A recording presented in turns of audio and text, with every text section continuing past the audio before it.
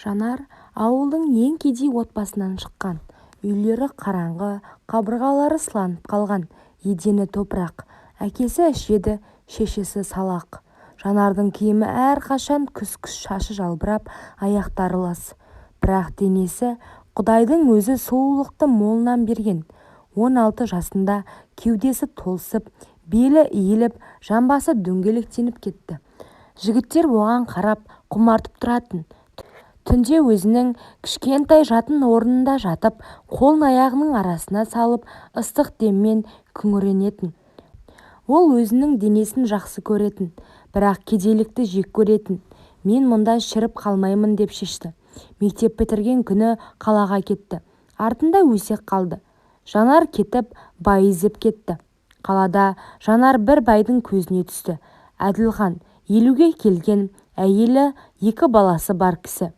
Бірақ көзі тоймайтын. Жанарды бірінші рет қонақ үйге апарғанда ол қыздың денесін көріп есінен танды. «Сен маған тоқал боласың», деді ол. Жанардың кеудесін қос қолымен ұстады. Жанар көзін жұмып ыңыранды. Әділханның үлкен қатты нәрсесі, ол байлықтың дәмін осылай татты. Әр түнде байдың үйіне барып, оның әйелі ұйықтап жатқанда мыжылатын. Бай оған алтын, киім, иіс су сыйлады. Жанардың көзі ашылды. Жанар тоқал болды. Әділхан оған бөлек үй берді. Жанар енді кір қожалақ емес, шашы жылтырап, денесі майланып, іш киімдері жібек. Әйелінің көзіне қарамай, байдың тоқалы бола қалды. Әділхан онымен құмарта бірге болатын. Кейде оны 4 аяқтап тұрғызып қоятын. «Менің сұлу тоқалым» деп ыңыралатын. Жанарда құмартып, оны тереңірек қабылдайтын. Оның денесі байлыққа мас болды. Жанар ұл босанды. Әділхан қуанды. Енді Жанар үйдің ханымы болды. Ұлы Нұрлан еркелетіліп өсті. Жанар оны тым ұнататын.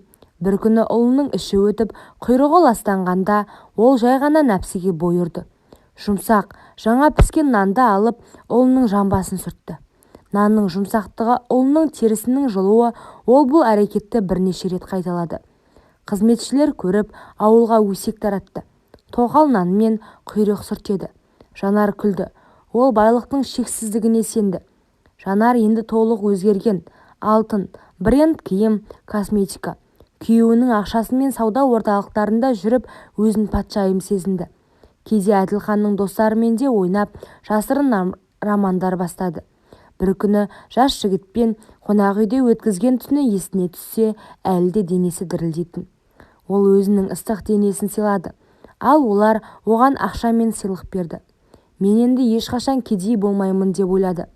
Бір күні Әділхан жол апатынан қайтыс болды. Жанар есеңгіреп қалды. Бірақ ең сорақысы, бәйбіше барлық мүлікті өз атына аударып қойған екен. Жанардың атына ештеңе жоқ. Үйден қуылды. «Сен тек ет пен тесік үшін келдің», деді бәйбіше. Жанар ұлын алып ауылға әкелді. Бірақ ұзақ тұра алмады. Қалаға қайтып, ескі байланыстарын іздеді. Бірақ ешкім оны енді сұлу тоқал деп қабылдамады. Алғашында Жанар барларға барды. Онда еркектер онымен танысып, жаман сулар ішуге шақырды.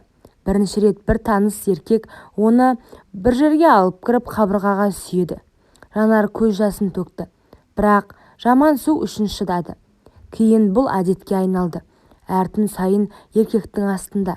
Кейде екеу, кейде үшеуі. Олар оның аузын, барлық жерін қолданды. Таңертең оянып бетін көргенде өзін танымайтын. Түнде жалғыз қалғанда Жанар ескі өмірін еске алатын. Әділханның құшағындағы ыстық түндер, алтын сағаттар, ұлының құйрығын нанмен сүрткен күні есіне түсіп, өзін өзі жек көретін. Нанды қорладым, байлықты бағалай алмадым деп жылайтын. Бірақ тым кешеді. Ішімдік оны жұтып жатты. Жанар енді көшеде беті ісіп, көздерінің асты көгерді. Денесі арықтап, бұрынғы сұлулығы мүлдем жоқ. Еркектер енді ақша үшін емес, бір стақан жаман су үшін онымен бірге болатын.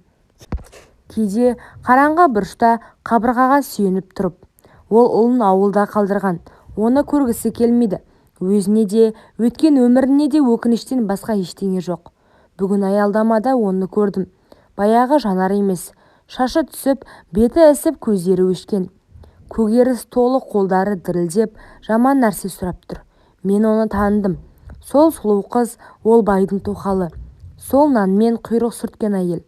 Тағдыр ма, әлде нанды, байлықты өз денесін қорлағаны үшін Құдайдың жазасы ма?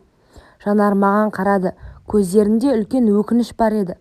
Бірдеңе айтқысы келгендей болды да үндемеді. Автобус келіп, ол мініп кетті. Мен қалдым. Жүрегім ауырды. Бұл әңгіме байлықты бағаламаған, нәпсі мен ашкөздікке бой ұрған әйелдің өкінішке толы тағдыры. Кейде өткен қателіктер үшін төлеу тым ауыр болады.